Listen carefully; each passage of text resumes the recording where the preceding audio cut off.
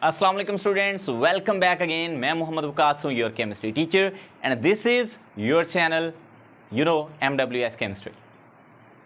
Previous 5 lectures में हमने benzene के स्ट्रक्चर को ही समझा है, ऐसे ही है।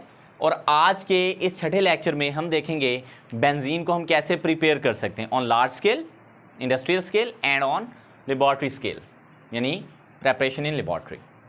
अब एक बात याद रखना कि ये जो बेंजीन है ये basically naturally existing organic compound है, एरोमेटिक कंपाउंड है, और पेट्रोलियम से कोल टार वगैरह, fractional distillation of vegetable oil के जो वेपर से वहाँ से इसको हासिल किया गया, तो it means it naturally exist. तो आज हम पहले देखेंगे कि ये लार्ज स्केल पे इसको कैसे बनाया जाता है, because it has very important uses. Benzene जो है लिक्विड होती है, कलरलेस होती है, आपको पहले बता चुका हूँ प्रीवियस लेक्चर्स में, इसके इंट्रोडक्शन में। तो जो हमारे पास बेंजीन है लार्ज स्केल पे कैसे बनानी है, लेबॉर्ट्री स्केल पे, ये बड़ा इंपॉर्टेंट लॉन्ग क्वेश्चन है। इसमें से शॉर्ट क्वेश्चन भी बनते हैं, स्टूडेंट्स को पता नहीं चलता कि कहाँ पे कैसे लेबॉर्ट्री मेथड है और कौन सा इंडस्ट्रियल मेथड है। तो आज आपको एक हिंट भी दूंगा, एक ट्रिक भी बताऊंगा कि आप कैसे इजीली जस्टिफाई कर पाओगे या इजीली आइडेंटिफाई कर पाओगे कि कौन सा मेथड इंडस्ट्रियल है या लार्ज स्केल वाला है और कौन सा लेबॉर्ट्री मेथड है। तो आइए इसको शुरू कर लेते हैं। जो पहला मेथड है वो है हमारे पास फ्रॉम साइक्लोहेक्सेन। साइक्लोहेक्सेन से हम इसको बनाएंगे और उसकी करवाएंगे हम डीहाइड्रोजिनेशन। अब डीहाइड्रोजिनेशन का मतलब ये होता है कि रिमूवल ऑफ हाइड्रोजन। अगर हम साइक्लोहेक्सेन से रिमूवल ऑफ हाइड्रोजन करवा लेंगे तो हमारे पास जो अल्कीन है वो फिर पहले अल्कीन बनेगी, फिर और रिमूवल, तो एक फाइनल जो हमारी लिमिट होगी वो बेंजीन पे जाके एंड होगी। और इसके लिए हम क्या यूज़ करेंगे, देखें हम यहाँ पे पहले तो यूज़ करेंगे साइक्लोहेक्सेन को एज ए,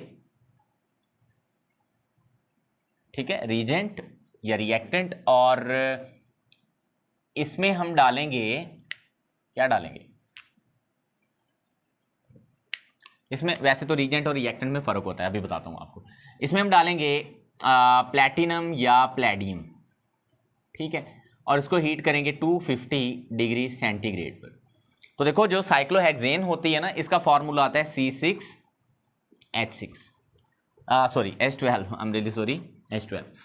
तो इससे बनेगी हमारे पास बेंजीन। अब बेंजीन को हम ऐसे बनाया करेंगे, हम रेजोनेंस मेथड में देख चुके हैं। और यहाँ से 3 मॉलिक्यूल जो होंगे हाइड्रोजन के, यानी टोटल 6 हाइड्रोजन एटम और 3 मॉलिक्यूल, तो ये हमारे पास बनेगी बेंजीन। ये बन गई बेंजीन और इसका फॉर्मूला आपको पता है C6H6 है। तो ये जो 3 दूनी 6 होता है, सही है, तो इसे हम हाइड्रोजन को 6 कर लेंगे पूरा। तो ये हमारे पास है पहला मेथड फ्रॉम साइक्लोहेक्सेन। दूसरा मेथड आप पहले पढ़ चुके हो, सर ये कहाँ, आपने तो पहले कभी पढ़ा है नहीं बेंजीन की प्रिपरेशन को, मैं बताता हूँ कहाँ पे। तो ये फ्रॉम एसिटाइलिन हम इथाइन को कहते हैं, इथाइन का ही नाम एसिटाइलिन है, और इस अमल को हम बोलेंगे एरोमेटाइजेशन, सही है। और इसको, ये हमारा पॉलीमराइजेशन मेथड है। हम पॉलीमराइजेशन ऑफ एसिटाइलिन में पढ़ चुके हैं। एसिटाइलिन की पॉलीमराइजेशन जब हम कॉपर की प्रेजेंस में 300 डिग्री सेंटीग्रेड पे करवाते थे तो उससे बेंजीन बनती थी, याद करो 8वां चैप्टर अल्काइंस पोर्शन, सॉरी, ठीक है। तो यहाँ पे भी हम यही काम करेंगे, लेकिन यहाँ पे हम यूज़ करेंगे कैटलिस्ट ऑर्गेनोनिकल। ऑर्गेनोनिकल से क्या होगा, हमें हीट कम प्रोवाइड करनी पड़ेगी, तो ये इकोनॉमिकली फेवरेबल होता है हमें। तो हम क्या करेंगे, एसिटाइलिन लेंगे, और आपको पता है एसिटाइलिन के हमें 3 मॉलिक्यूल चाहिए होंगे, और यहाँ पे हमने लेनी है ऑर्गेनोनिकल,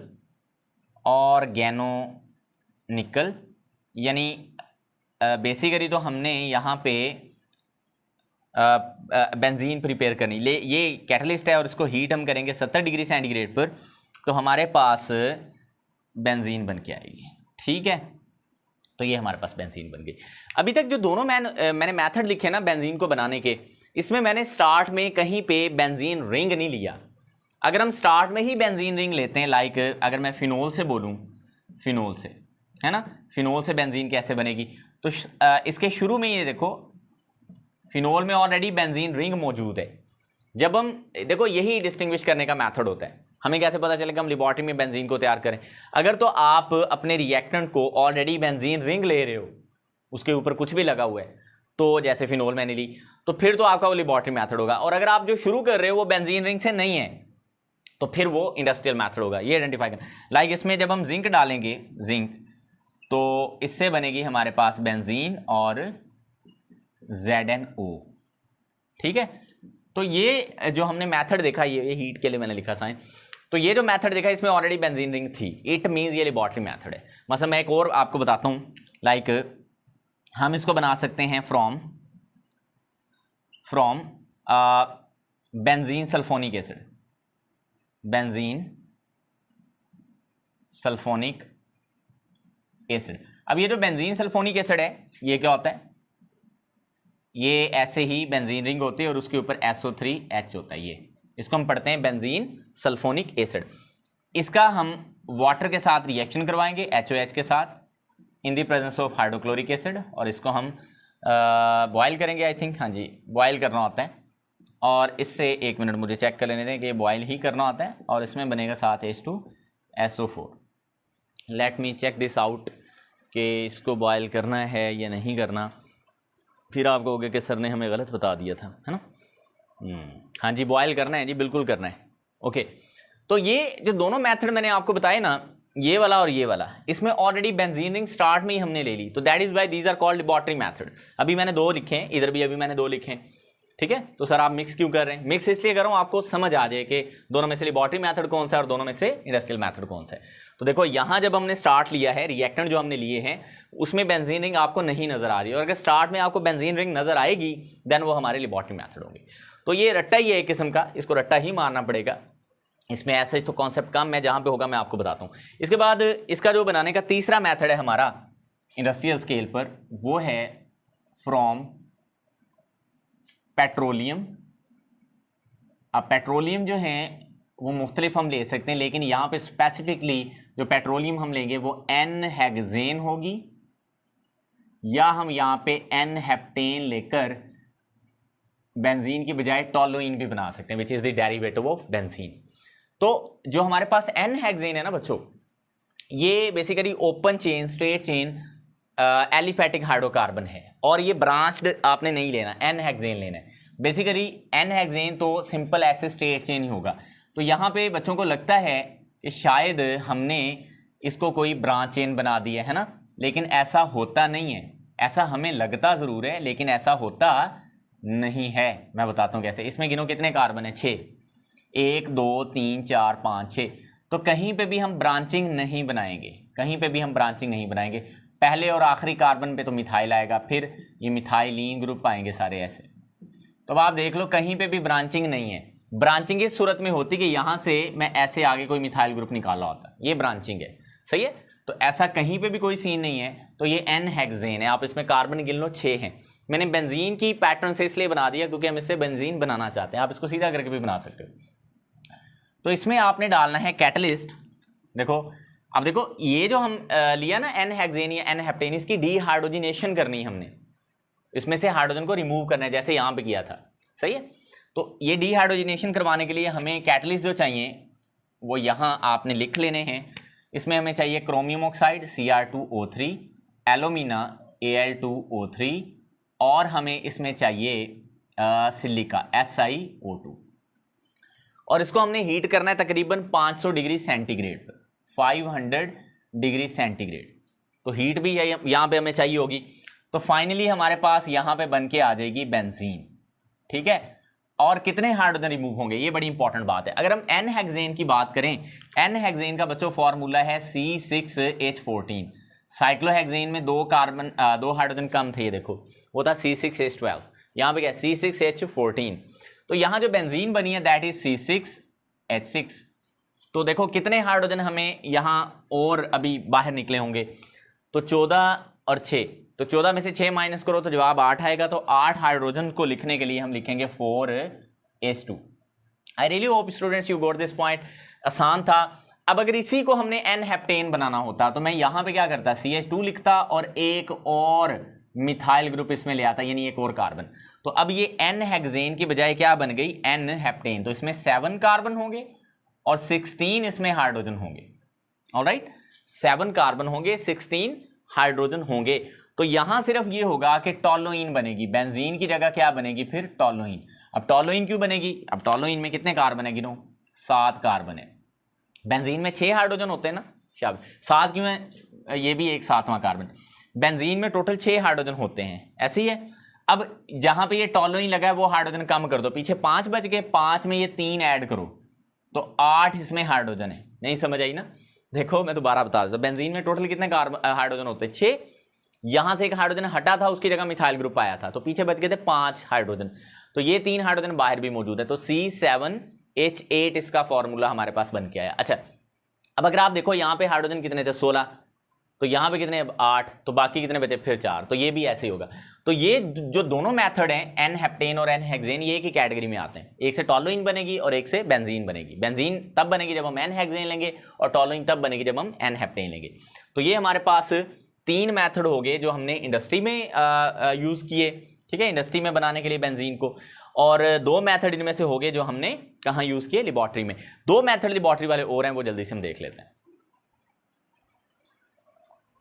हाँ जी, सिर्फ 11 मिनट की देखो वीडियो में मैंने अभी तक इतना कुछ एक्सप्लेन कर दिया है ना? हाँ जी, तो अब सिर्फ 2 मेथड हो रहे हैं, जल्दी से देख लेते हैं। उनमें एक बाय नेम है वुड्स-फिटिग रिएक्शन। देखो जो वुड्स रिएक्शन है ना, वो कपलिंग रिएक्शन कहलाता है। अल्काइल हैलाइड में जाके आप पढ़ोगे भी, जो 10वां चैप्टर है। तो वुड्स एक साइंटिस्ट है और फिटिग ने इस तरह के जो रिएक्शंस हैं उनको अप्लाई किया बेंजीन पर, तो इसलिए बन गए वुड्स-फिटिग रिएक्शंस। इनको हम कपलिंग रिएक्शन कहते हैं। ये बेसिकली कपलिंग अल्काइल हैलाइड की होती है। किनकी? अल्काइल हैलाइड की। तो यहाँ पे एक जो हमारा अल्काइल हैलाइड होगा वो बेसिकली एराइल हैलाइड होगा। एराइल से मुराद है बेंजीन रिंग से जुड़ा हैलोजन। लाइक अगर मैं ये बना ब्रोमो बेंजीन। क्या बना? ब्रोम। इसको एराइल बेंजीन भी आप बोल सकते हो। बेंजीन रिंग को आप एराइल बोलोगे, जैसे अल्काइल ग्रुप होता है। तो हम यहाँ पे इथाइल ब्रोमाइड भी ले लेते हैं। ये मैंने इथाइल ब्रोमाइड ले ली, और इसमें डालेंगे हम sodium metal, Na metal, in the presence of ether. वो जैसे हम आगे चैप्टर 10 में भी पढ़ेंगे, ग्रिगनर रीजेंट बनाने के लिए मैग्नीशियम मेटल डाला करेंगे in the presence of ether. यहाँ पे हमने ऐसे किया।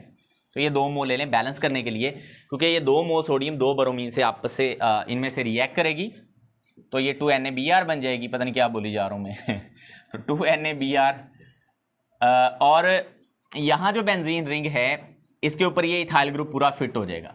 तो सर आपने तो कहा था कि आपने बेंजीन बनानी है, यहाँ पे तो आपने कुछ और ही बना के दे दिया हमें। हाँ जी, ये ethyl benzene is the derivative of benzene. तो सर फिर ये ब्रोमो बेंजीन भी तो डेरिवेटिव ऑफ बेंजीन है, बिल्कुल ठीक है, लेकिन ये एक पूरी फैमिली चेंज कर ली इसने, हेलो फैमिली से है, और ये अल्काइल फैमिली से, तो अल्काइल खुद भी बेंजीन भी एक एराइल यानी अल्काइल ग्रुप ही है। तो ये बेंजीन का derivative very close to benzene है, इसी तरह जैसे टॉलोइन था, लेकिन ये बहुत बहुत दूर है, इसकी प्रॉपर्टीज बहुत चेंज है, ठीक है, असल बेंजीन से। तो ये था हमारे पास वुड्स-फिटिग रिएक्शन। अच्छा, जो चौथा रिएक्शन है वो आप 8वें चैप्टर में ऑलरेडी कर चुके हो, उसको हम बोलते हैं डी कार्बोक्सिलेशन। डी कार्बोक्सिलेशन में हम क्या करते थे? अल्केन्स लेकर, अल्केन का कार्बोक्सिलिक एसिड का सॉल्ट लेकर, कार्बोक्सिलिक एसिड का सॉल्ट लेकर, मैं गलत जुमला बोल गया हूँ, कार्बोक्सिलिक एसिड का सॉल्ट लेकर हम उसका रिएक्शन NaOH के साथ करवाते थे in the presence of CaO, जिसको हम सोडा लाइम कहते थे।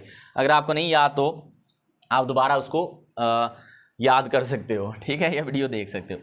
खैर मैं 1 मिनट देख लूँ किस लाइन पे, मुझे पहले लिख तो लेने दो, मैं देख लूँ कि किस, ये नज़र भी नीचे ना चला जाए। यहाँ पे COONA, ये हमने लिया सोडियम बेंजोएट। ये सॉल्ट क्या कहलाता है? सोडियम, बिल्कुल सही से नजर आ रहा है, ठीक है, ओके हो गया। सोडियम बेंजोएट, इसमें डालना है आपने NaOH को, बिल्कुल ऐसे जैसे आप डी कार्बोक्सिलेशन में साल्ट ऑफ मोनोकार्बोक्सिलिक एसिड लेते थे। यहाँ पे सिर्फ ये बेंजीन रिंग लगी है, वहां पे वो ऐसे होता था CH3COONA। तो आज ये CH3 की जगह बेंजीन रिंग है, बस इतना फर्क है।